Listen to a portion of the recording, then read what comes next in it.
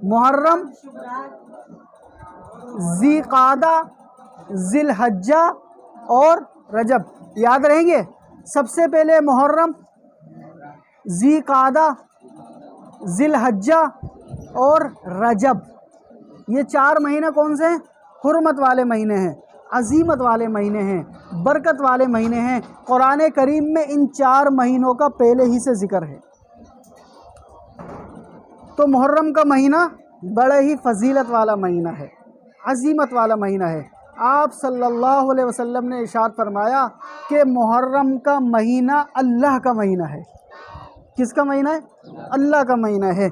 रमज़ान को नहीं फरमाया अल्लाह का महीना है, कोई ज़िलहज्जा के महीने को नहीं फरमाया अल्लाह का महीना है। इसी तरह किसी और महीने को ये नहीं कहा कि ये अल्लाह का महीना है। ख़ास तौर पे फरमाया कि मुहर्रम का महीना अल्लाह का महीना है।